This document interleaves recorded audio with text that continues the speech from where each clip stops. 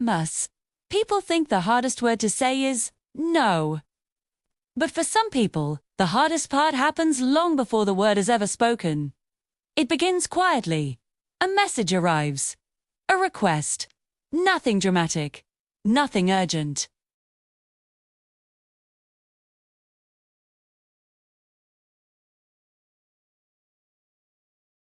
It's just a familiar pressure in the chest, the kind that says, I don't want to, but I probably will. Once, watched someone I cared about live this way. She was kind, reliable, and always available. She was the kind of person everyone trusted. One afternoon, we were standing outside a cafe, and her phone buzzed again. Another favor. Another ask. She stared at the screen for longer than usual. And then she said something people like her rarely say out loud. I don't want to, but I will. That sentence stayed with me, because it wasn't just about her, it was about a pattern millions of people quietly live inside.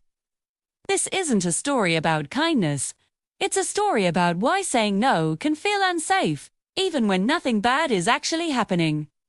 People assume that always saying yes is just a personality trait, that it's just being nice, but for many, it isn't a choice.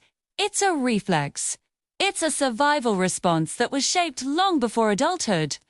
For them, saying no doesn't feel neutral. It feels like risking something invisible: connection, approval, emotional safety.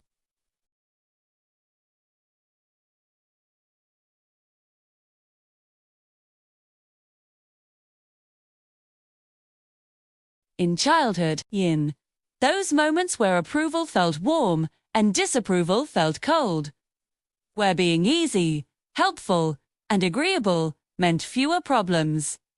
Somewhere along the way, a quiet rule was learned. My needs matter less than keeping the peace. That rule doesn't disappear with age. It just gets quieter. It shows up when they reply immediately, even when they're exhausted. When they apologize without even knowing why. When they downplay their own needs so no one else feels uncomfortable. Over time, their comfort becomes negotiable. Their boundaries become optional. The psychology behind this is rarely visible from the outside. People who struggle to say no often seem calm, responsible, and dependable. But internally, they carry a weight built from years of emotional vigilance. They don't just hear requests, they anticipate reactions. They imagine disappointment before it even exists. They sense tension before it forms. This isn't a weakness. It's a heightened form of empathy. Their nervous system is trained to scan for emotional shifts, subtle changes in tone, pauses in conversation, unspoken expectations. When empathy for others outweighs empathy for oneself, something subtle starts to happen. They begin to disappear from their own decisions, not all at once. It happens quietly, one yes at a time. You can see it in friendships where they show up even when they're feeling empty, in relationships where they carry more emotional labor than they can sustain, or where their responsibilities just keep expanding because they never, ever push back. Eventually, their life becomes shaped more by obligation than by their own intentions. And beneath all of this is a belief many never question. My presence must be earned. That belief creates a very specific kind of loneliness. They are surrounded by people. They're needed by many. Yet, they feel disconnected from themselves. Because when you prioritize others for long enough, you start to forget your own preferences. When someone finally asks, "What do you want?" the answer feels distant, unclear, almost foreign. People who can't say no often live two lives: an outer life where they are dependable and generous, and an inner life where they are just quietly drained. They rarely speak about it, because even their exhaustion feels like it would be an inconvenience to others. They tell themselves, just one more favor. Just this once, Verth.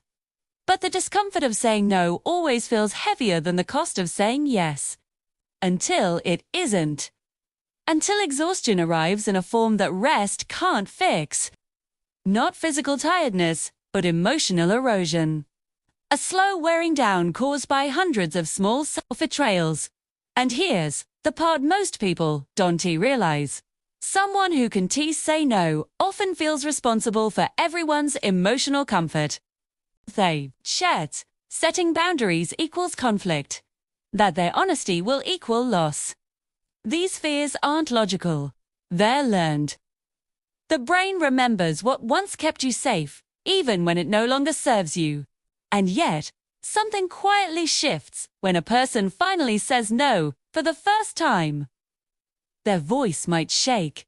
Their chest tightens. The mind prepares for all the bad things that could happen. But then, nothing catastrophic happens. The world doesn't collapse.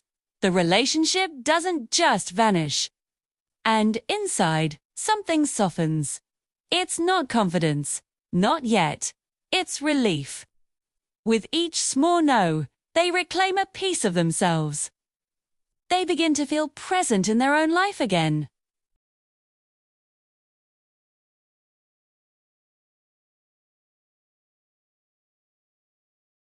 It's repair. Boundaries don't push people away. They filter for the people who truly respect you. And slowly, relationships change. Not because you give less, but because you stop abandoning yourself. There is a quiet power in saying no. It's not defiance.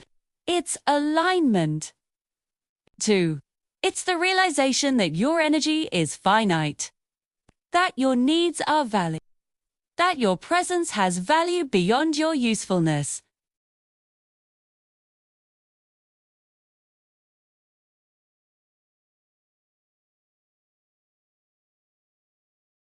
Saying no stops feeling like rejection and starts feeling like honesty.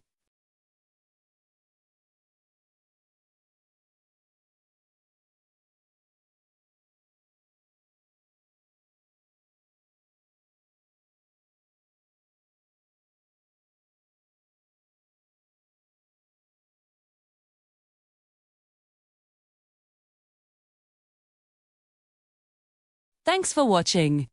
If this resonated with you, consider subscribing for more content like this. Take care.